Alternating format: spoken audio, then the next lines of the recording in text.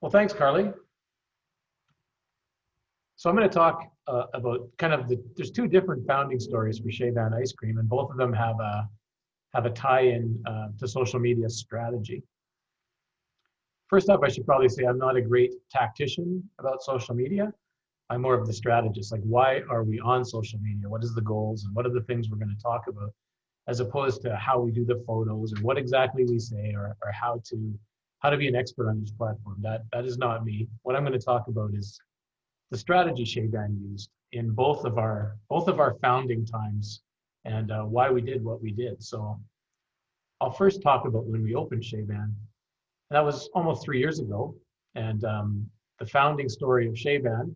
You can check it out on our website if you like. But Joseph and I met through a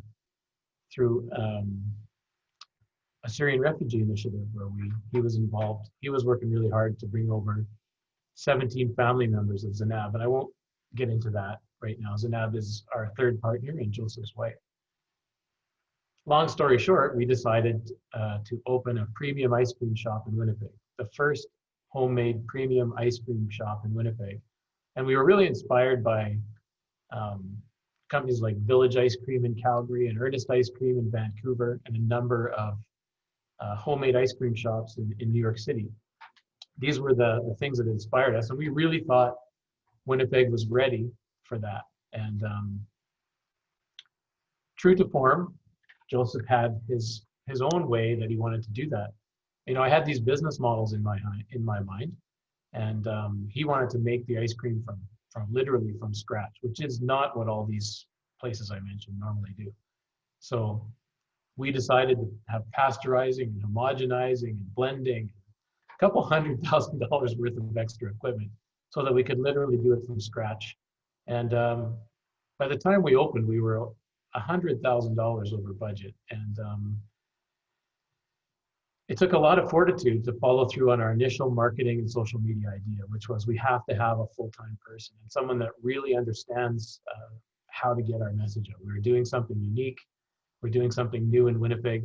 It made actually more sense than ever, but it took more courage than ever to say, let's go ahead and hire someone full-time salary to get out our story.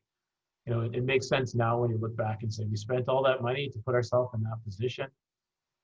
We really have to get the message out, and to do anything else would really be silly. And so we did that. We hired Christy, who is still on the social media scene in Winnipeg, and she did a great job getting us on Instagram, on Facebook. Instagram was the real focus, and that, for our kind of business, that was the place to be. It's very visual. We have a beautiful storefront. We had Instagram booths, photo booths, where you could take pictures of our ice cream, and it's a very, very photogenic. Both our ice cream and our location, very photogenic, and really lent itself to Instagram. And that was the place to be. And really, what were the kind of messages that worked for us? We were talking about our product, the flavors, the ingredients, about our founding story, and about our core values, talking about how we recycle our jars and stories like that. Those always seem to do well. And one thing that we realized, mistake that we made back then that we corrected, was talking about our product more. I think there's a temptation to get really caught up in who you are and talking about your culture and things like that. I've definitely fallen in that trap before, because I really am passionate about the culture of companies that I'm involved with. We really needed to dial that back to about a third of our what we were talking about, and 2/3 about our ice cream. It's almost conceited when you think about it to talk too much about yourselves and not about your product. Your product is what your customers are interested in. So that was something that we learned.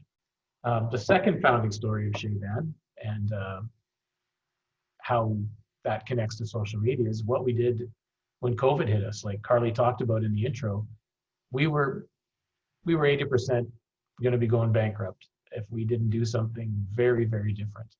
We lose money all winter. We need to make it in the summer, and there was going to be no summer this year. And it turned out to be worse than anyone predicted. We thought we'd be open by now for sure, but that's not the case. So we went online and set up a Shopify store and set up a subscription service for our ice cream. that saved our business. The generosity of Winnipeg getting on board with that really saved our business. But the social media behind e-commerce is different. It's not just about putting up posts about your latest flavor and what's new in your store. The store is closed. All there is the latest flavor and promotions and connecting our product, which is now not just the ice cream, it's how we deliver it, and it's how you choose your flavors. It's the whole online product, which now requires two people, more than two people, but generally two people to handle the kind of the marketing and social media related to the online Chaeban store. And that's somebody thinking about how we're going to do the promotions and someone thinking about how we're going to market the promotions. You have to plan ahead what day they're going to be, and do we have drivers ready to deliver the product?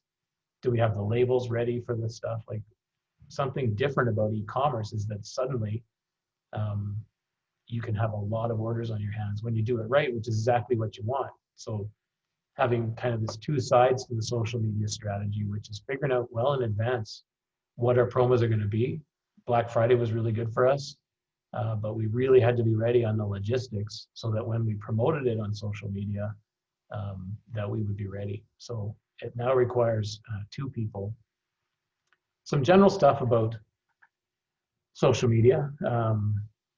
I talked about making sure you spend about 2/3 of your time on your product, not yourself. And I think that's really important. And another is staying on top of your direct messages.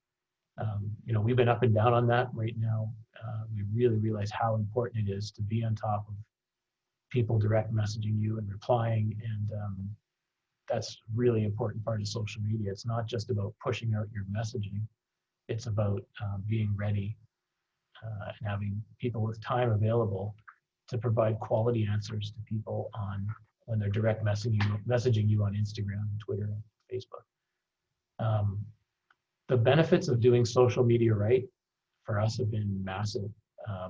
Just one thing that comes to mind is the credibility when we're talking with suppliers, when we're talking about partners, when we're talking to anybody, and they look at our 15,000 followers on Instagram, and that's street cred. And it's come into play more than I ever realized. My other businesses are less about high volume social media, and so I hadn't experienced this before. But having those followers engaging with you is something that people that we're looking at, including our bank, even look at, which is funny, right?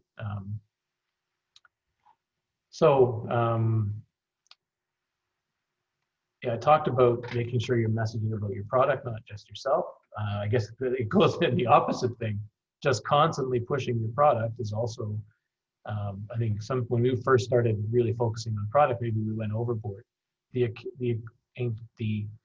inserting a message about your culture, about the people inside your business from time to time, those actually get higher traction for us than any particular product post. But it's finding that balance there that's really important.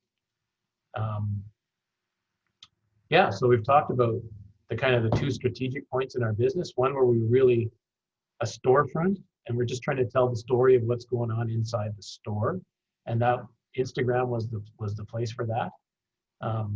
Another thing and then the second was when we changed to being an e-commerce company, when it's had to get a lot more sophisticated with more skills involved to get that done. A change, some experience shares for me. I'm 3 years now of having a kind of a social media focused retail business. The quality of our photography has definitely, and our writing has gone up and down over time, but it doesn't. When we first opened, it was probably at its highest level, and that was thanks to the person doing it. But it doesn't have to be perfect. It needs to be real, and it needs to be consistent. And we've had different people doing it over time, and it's more about the messaging and the sincerity of it than it is about that quality. It's a nice to have when you can do it at a really high level, what you're saying and how your photography is and how it looks.